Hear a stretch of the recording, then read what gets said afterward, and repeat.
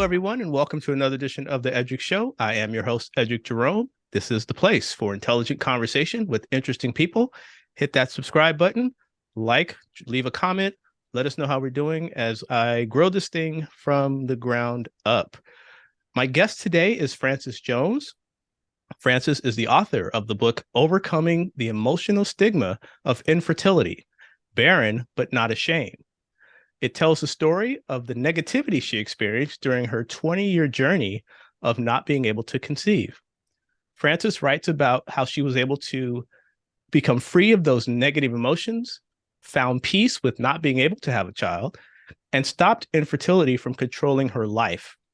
She is also the founder of Heart Desires Fulfillment Coaching, and she's an iPEC certified professional coach. Frances, welcome to the show. Thank you for having me. I truly, truly appreciate being able to share with you and your audience. You're very welcome. Thank you for coming on. Let me start out something I was kind of referencing to right before we got started. It takes courage to share such intimate and personal stories like the ones you're sharing about your journey. What motivated you to write the book, and how did you summon up that courage to tell your story?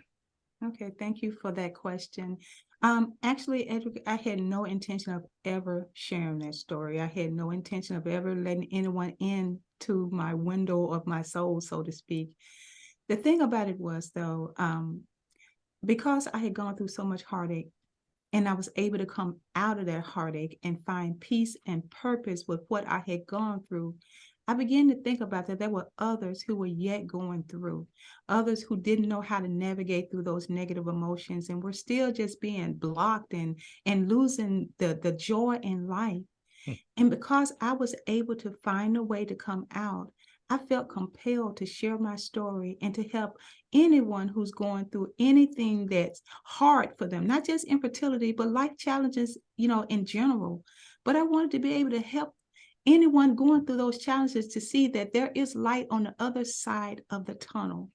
And that's why I'm so open about sharing it, because I know hurt can cause people to lose hope. And I want to give as much hope as I possibly can. In preparing for the show, I came across some statistics that shocked me. According to the CDC, 19% of women of childbearing age are unable to conceive after 1 year of trying. And that number jumps to 26% are unable to carry a pregnancy through full term. Given the large number of women that this affects, why do you think society places such a negative stigma on infertility? Well, truthfully, I believe, number one, there's lack of awareness and understanding. People take it for granted, the gift of bringing forth life. Those who have never had that issue, I believe personally, they Mm-hmm. take it for granted, realizing, especially in the African American community, there's a stigma in itself that we as African American women, we can conceive without even thinking about it, just blinking our eyes and wow, we're pregnant, right? But we don't realize that there are so many women, not just in the African American community, but in every, culture, that's having difficulties bringing forth life. And there's an embarrassment to that, especially if you come from a fertile family such as I did. Mm. There's an embarrassment there because you feel like you're less than a woman. You feel like you're damaged good. At least that's how I felt. And so the negativity and the stigma that goes around that is just feeling like you're left out. You don't measure up. Mm. And sometimes people just don't understand because they haven't personally experienced it.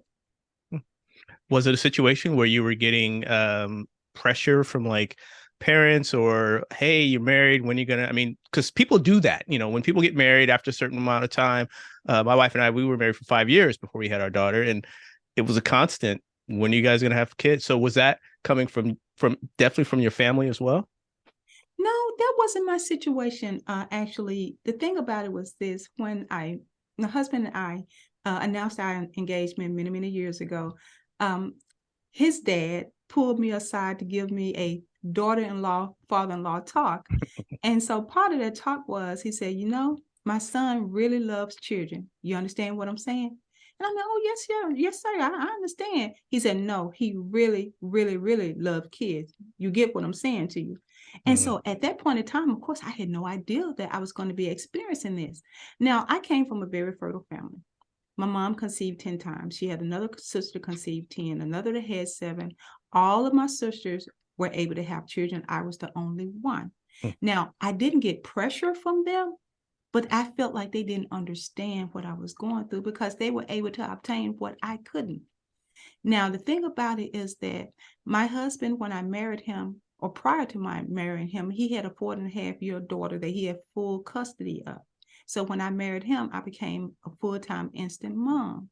But another thing that went along with that, I learned the hard way that people don't really consider you, well, at least in my case, they don't consider you to be a real mother if you're not the biological mother. I was in church one day, my very first Mother's Day, and I didn't know I was going to have conception problems. So I sang in the choir and I was all excited, and we were going to go and celebrate Mother's Day. I'm getting hugs from all the women in the church.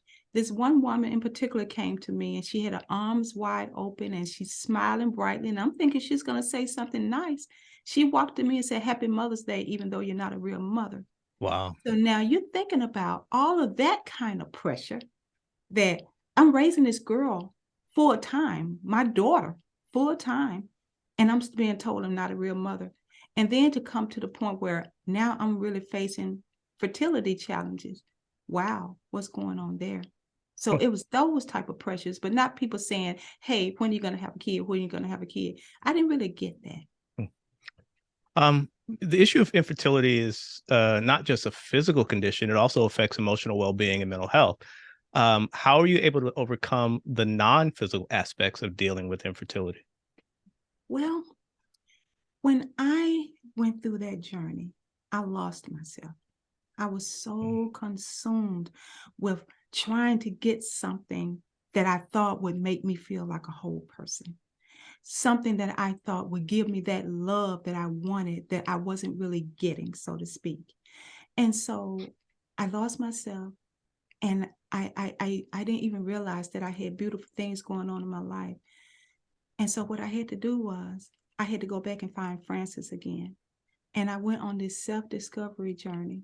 And I went all the way back to my childhood, and I had to remember the things that were valuable and important to me, the things that made me special. And I was able to make the connection that everything that I was trying to accomplish was external. See, I learned that having a child doesn't necessarily mean you're going to be happy, but that's Mm. what I thought. And so I was able to realize that it was just a part of my body that wasn't operating as it should. I wasn't damaged good.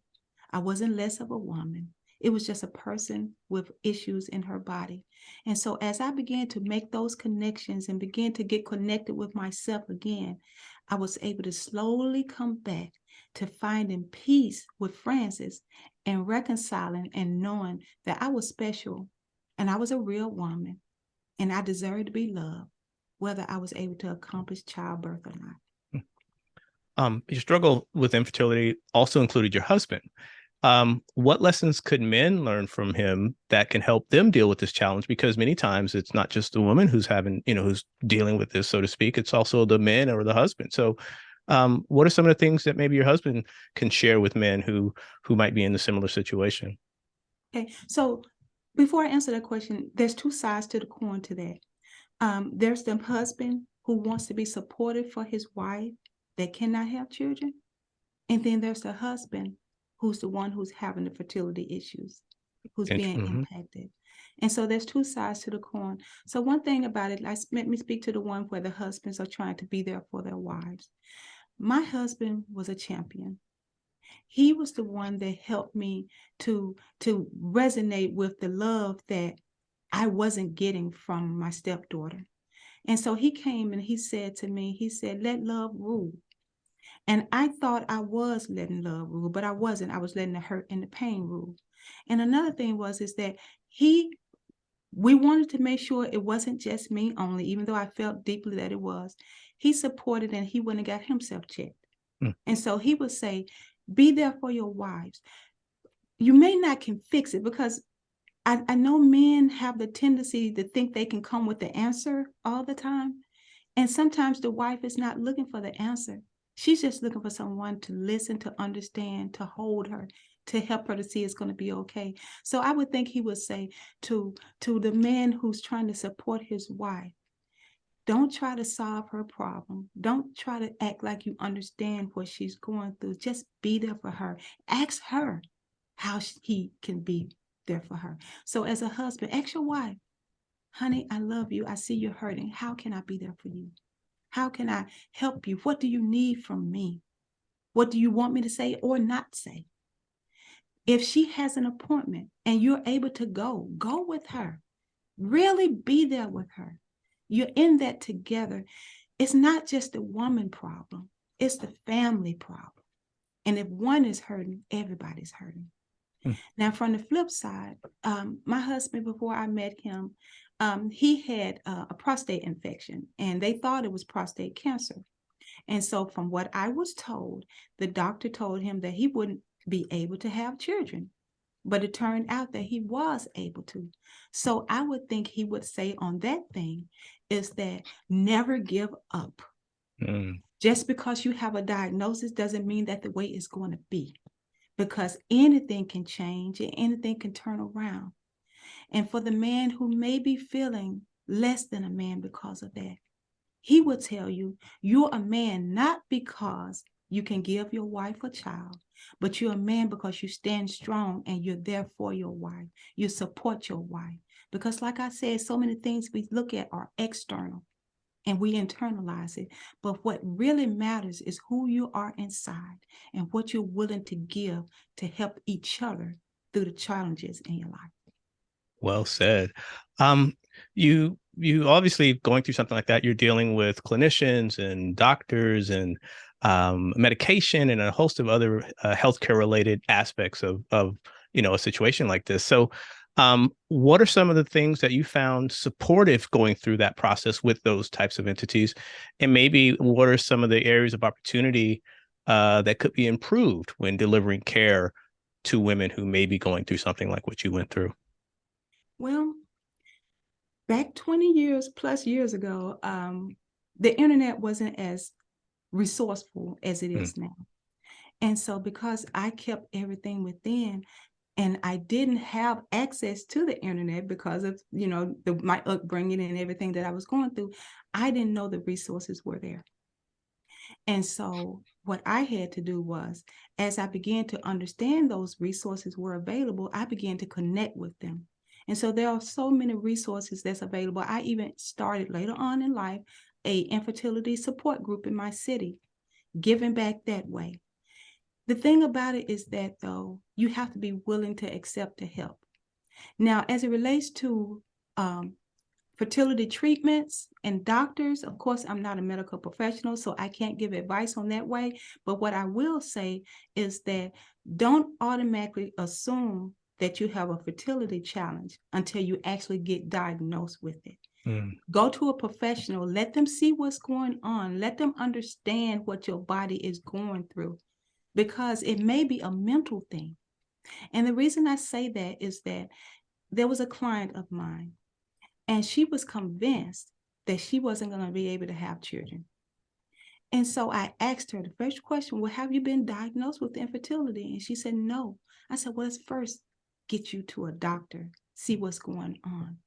She had convinced herself that she couldn't have children. And going through the program that I went with her, she was able to finally have a child. But hers was mental. And so the thing about it is that if you tell yourself you can't, more than likely you won't unless you change that. So find a doctor that resonates with you, because sometimes doctors give advice that doesn't feel right. You can voice your opinion. You can choose another clinician if you want to. If it doesn't feel right, speak up and go find someone that's going to hear your voice. And that's what makes it all worthwhile. I want to shift gears now and talk about your experiences as a coach. And so tell me about Heart Desires Fulfillment Coaching and your work as a transformational coach. Yeah, thank you.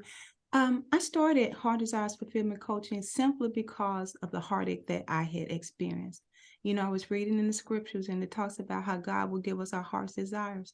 Well, I had a heart desire that was unfulfilled. And so I wanted to start my company to help those who had unfulfilled desires to get those desires fulfilled. Now, how do I do that? Well, I talk to my clients and I find out what they want to accomplish. And then we go deeper and find out what's the blockers. And most times there are blockers, whether it's self-confidence or thinking that you're not worthy because you've made mistakes in your past. You may be potentially looking at what other people think you should be doing in your life, having fears of what people think of you, people making choices for you, whatever those blocks are. I help you go through and remove those blocks out the way. Identify the goals that you want to accomplish and a roadmap in order to accomplish those goals. We're partnership together. And so I wanted people to be able to say, hey, I have desires, and now I have a way to get those desires fulfilled. Because that's the whole purpose. We can have the desires, but if they're unfulfilled, we're still lacking. And that's why I started the company. We have a couple minutes left, so let me just ask, after having gone through your journey and now you're at the position where you're helping people and helping people navigate through all of the different emotions and challenges that come with this issue, where do you find happiness today, and how do you sustain it? Well, that's a wonderful question. I find happiness in the joy of knowing that I can make a difference in the lives of others. See, when I wake up in the morning, I think, who can I help today? And how can I help them? Is it just by singing a song? Or is it going out and putting an inspirational post out there? Or encouraging someone and hearing them come back and say, you helped me through a difficult challenge. How did you know? See, it's about giving back to others, looking outside of myself and putting the focus on other people. And that's what gives me the joy, and that's what gives me the fuel and the motivation to do what I do on a daily basis. Well, Frances, let me ask you now, if people want more information about you or they want to get a copy of the book, where can they go to get the information? Okay. If you want to go and get a copy of Overcoming the Emotional Stigmas of Infertility, Barren but Not Ashamed, you can go to Amazon and get the book. Actually, my book is all over the internet, many online retail stores. And you can actually call your local bookstore and ask them to order a copy that way as well. If you want to get in touch with me, I'm on LinkedIn at francesjones.1. I'm on Twitter, Heart Desires FC. You can find me on Instagram and Facebook, as well as YouTube at Heart Desires Coaching. And I'm also on TikTok, Frances Jones. But most importantly, you can go to my website, which is www.desires,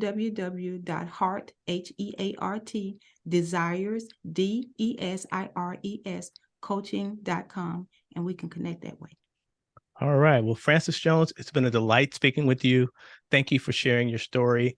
I really appreciate you being open and honest and helping people along the way, which I think is also a sign of your real spirit. You come out of this and you're actually helping people now, which is something we all need to strive to do as we get through our day-to-day lives. So Frances Jones, author of Overcoming the Emotional Stigma of Infertility, Barren but Not Ashamed. Thank you so much for appearing on the Eddrick Show today.